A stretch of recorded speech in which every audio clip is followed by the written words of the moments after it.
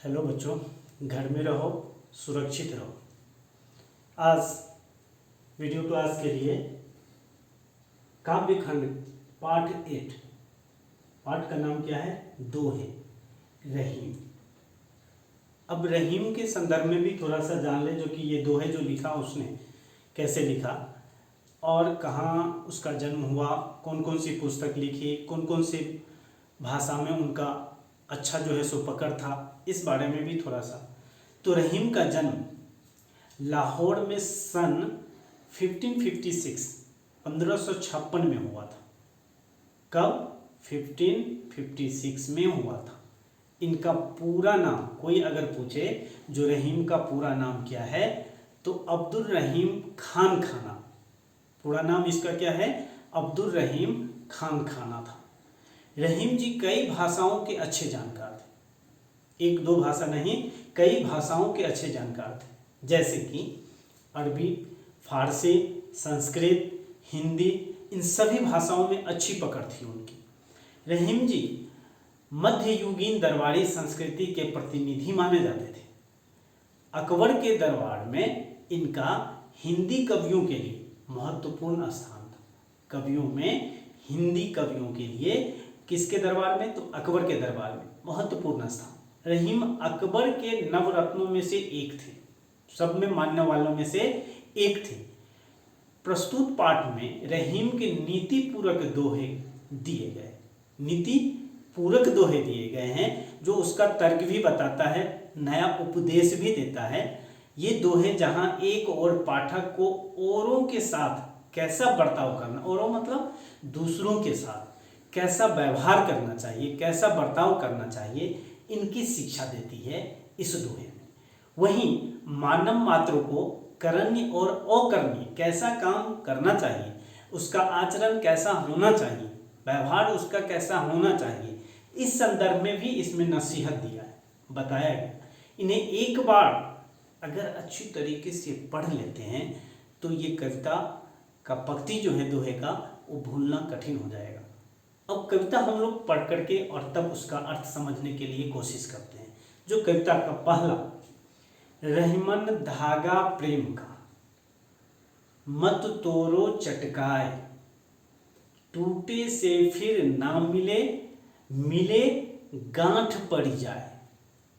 रहीम के अनुसार क्या कहते हैं रहीम जी कि प्रेम का बंधन किसी धागे के समान होता है। धागा तो हम लोग जानते हैं, वो प्रेम का जो बंधन, व्यवहार का जो बंधन एक तरह से जो है वो किसके समान है? तो धागे के समान, जिसे कभी भी झटके से नहीं तोड़ना चाहिए, बल्कि उसकी हिफाजत करनी चाहिए। कहने का तात्पर्य यह है कि प्रेम का बंधन बहुत नाजुक होता है, उसे कभी भी नहीं तोड़ना चाहिए, क्योंकि धागा एक बार टूट जाता है तो फिर उसे जोड़ा नहीं जा सकता। अगर जोड़ने की कोशिश करें भी तो उसमें एक गांठ पड़ जाती है। उसी प्रकार किसी प्रकार की रिश्ता क्यों न हो, वो रिश्ता अगर एक बार टूट जाता है तो दोबारा पहले के जैसा जोड़ा नहीं जा सकता है। तो ये पहला दोहे का हो गया। अब दूसरे दोहा क्या का पंक्ति हम लोग पढ़ते हैं। क्या है दूसरे दोहा? रहीमन निज मन की बिथा, रहीमन निज मन की बिथा, मन नहीं राखो गोय, मन नहीं राखो गोय, सोनी अठ लई हैं लोग सब, बांट न लई हैं कोई। रहीम जी कहते हैं कि अपने मन की पीड़ा, अपने मन में जो भी तकलीफ, पीड़ा है या दर्द है, दूसरों से छिपाकर ही रखना चाहिए, दूसरे को नहीं बताना चाहिए। क्योंकि जब आपका दर्द किसी व्यक्ति को पता चलता है, दूसरे को आप बताते हैं, तो वे लोग क्या करता है? उसका मजाक उड़ाते हैं। क्या करता है? मजाक उड़ाएगा। कोई भी आपके दर्द को या पीड़ा को कम नहीं करेगा, बांटेगा नहीं, लेकिन मजाक उड़ाएगा। अर्थात कोई भी व्यक्ति आपके दर्द को कम नहीं कर सकता। इसलिए रहीम क्या कहता है? दूसरे को बताओ ही मत, अपनी पीड़ा, अपना कष्ट, अपना दुख दूसरे को मत बताओ। क्योंकि वह मजाक हो रहा है। तीसरे दोहे में अब हम लोग चलते हैं। तीसरे दोहे का पक्ति क्या है? एकई साधय सब सधय, एकई साधय सब सधय, सब साधय सब जाय, रहीमन मूल नहीं सींचबो, फूलई फलई अघाय। रहीम क्या कहता है इस दोहे में, इस दोहे के पक्ति में, कि एक बार में केवल एक ही कार्य करना चाहिए। अब ऐसा नहीं जो कि सब काम करने लगे एक ही समय में, क्योंकि एक काम को पूरा होने से कई और काम अपने आप पूरे हो जाते हैं। यदि एक ही साथ आप कई लक्ष्य को प्राप्त करने की कोशिश करेंगे तो कुछ भी हाथ नहीं आएगा, छूट जाएगा। एक ही साथ अगर सब काम करना चाहेंगे तो क्या होगा? कोई भी काम सफलतापूर्वक नहीं होगा, छूट जाएगा। रहीम कहते हैं कि यह वैसे ही है जैसे किसी पौधे में फूल और फल तभी आते हैं जब उस पौधे के जड़ में पानी डाला जाता है। तो सब काम अगर पेड़ के पौधे के जड़ में अगर पानी डाले तो वो पूरा काम हो जाता है, तभी पौधे में फल और फूल भी आते हैं। तो इसलिए एक काम किया, सब काम मिल गया। चौथा दोहा में अब हम लोग चलते हैं। चौथे दोहे में रहीम क्या कहता है? चित्रकूट में रमी रहे, रहीमन अवध नरेश।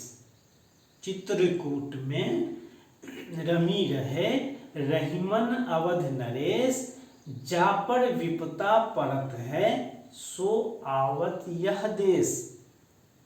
कहने का अर्थ क्या हुआ? रहीम कहना चाहता है इस पक्ति में कि राम को वनवास मिला जंगल में रहने के लिए, तो वे चित्रकूट में रहने गए थे। कहाँ? चित्रकूट में। रहीम यह भी कहते हैं कि चित्रकूट बहुत घना और अंधेरा वन होने के कारण, अंधेरा जंगल, काफी घन वाला जंगल होने के कारण यहाँ कोई भी रहने नहीं आता है, यह रहने लायक जगह ही नहीं था। परंतु रहीम कहते हैं कि ऐसी जगह पर वही रहने जाता है जिस पर कोई भारी विपत्ति, संकट, प्रॉब्लम, कुछ समस्या ऐसा आता है तो वही व्यक्ति उस जगह पर रहने जाता है। कहने का अभिप्राय यह है कि विपत्ति के समय, संकट के समय, ऐसी कुछ समस्या आता है उसके समय व्यक्ति कठिन से कठिन कार्य कर लेता है। अगर कोई समस्या ही नहीं आएगा तो कठिन कार्य करेगा ही नहीं, छोड़ देगा, ये तो आसान है, ऐसा सोचकर। रहीम के अनुसार पांचवें दोहे, रहीम के दोहे में पांचवा दोहे क्या बताता है? दीरघ दोहा अर्थ के, दीरघ दोहा अर्थ के, आखर थोड़े आए, जो रहीम कुंडली सिमटी, कूद चढ़ जाए। कहता क्या है? रहीम जी कहते हैं क्या इस पंक्ति में? उनके दोहे में भले ही कम अक्षर और शब्द है, अक्षर या शब्द कम है उनके दोहे में, रहीम के दोहे में, परंतु उनका अर्थ बहुत दूर तक, बहुत गहरे, बहुत कुछ कह देता है। ठीक उसी प्रकार जैसे नट अपने कर्तव्य के दौरान अपने बड़े शरीर को सिमटकर कुंडली में मार लेने के बाद छोटा लगने लगता है। देखा होगा कभी ऐसा, यहाँ पर भी आता है कभी ऐसे खेल दिखाने वाला, जो एक सर्कल के जैसे रिंग होता है, लोहे का एक रिंग होता है, उस रिंग में पूरे शरीर को आसानी से वो समेट करके निकाल लेता है। तो वो छोटा रिंग में भी इतना बड़ा शरीर निकाल लेता है। ठीक उसी तरीके से रहीम इस दोहे में, एक पंक्ति में क्या कहता है, जो कि मेरा दोहा भी वैसा ही है, दोहा छोटा है लेकिन उसका अर्थ जो है बहुत बड़ा है। छठे दोहे में अब हम लोग चलेंगे। छठे दोहे में क्या बताता है रहीम? छठा दोहा कौन सा है? धनी रहीम जल पंख को, लघु जिये पियत अघाय, उदधि बड़ाई कौन है, जगत पियासो जाए। रहीम जी कहते हैं कि कीचड़ में, कीचड़ देखा होगा, वो कीचड़ में पाए जाने वाला वह थोड़ा सा पानी ही, कीचड़ में थोड़ा कीचड़ होता है, थोड़ा थोड़ा पानी होता है, तालाब सूखने जब लगता है तो, क्योंकि उस पानी से न जाने कितने छोटे छोटे जीव की प्यास बुझती है। वो छोटा छोटा जीव, कभी चिड़िया आकर के वो थोड़ा सा ही पानी पी लेता है, कोई जीव आकर के पानी पी लेता है, तालाब का पानी, नदी का पानी, झरना का पानी। लेकिन वह सागर का जल, समुद्र तो इतना बड़ा है, इतना बड़ा है, लेकिन उसका जल बहुत अधिक मात्रा में होते हुए भी व्यर्थ है, बेकार है, क्योंकि उस जल से कोई भी जीव प्यास बुझा ही नहीं सकता है।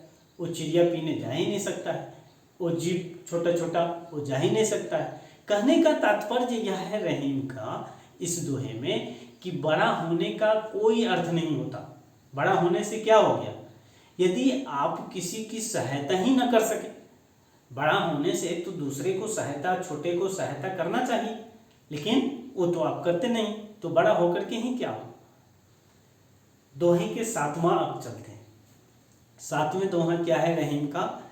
नाद रीझ तन देत मृग, नर धन देत समेत, ते रहीम पशु से अधिक, रीझहु कछु ना देत।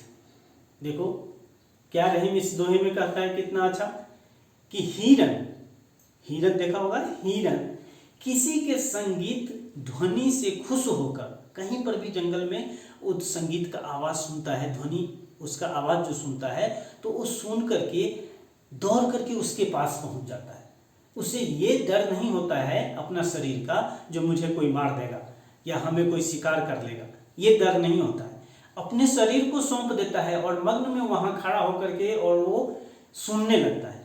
इसी तरह से कुछ लोग दूसरे के प्रेम से खुश होकर अपना धन इत्यादि सब कुछ ले लेते हैं, लेकिन बदले में कुछ भी नहीं देते, वो उसके बदले में कुछ मिलता नहीं है। कहने का तात्पर्य यदि कोई कुछ दे रहा है तो आपका भी फर्ज बनता है कि आप उसे बदले में कुछ न कुछ दें। हिरन वो सुन करके वहां पर आता है, लेकिन उसको हिरन का सजा उसको मिल जाता है, शिकार करके चला जाता है। तो वही बताता है। अब हम लोग दोहे का 8वां पढ़ते हैं। 8वें दोहे में रहीम क्या कहता है?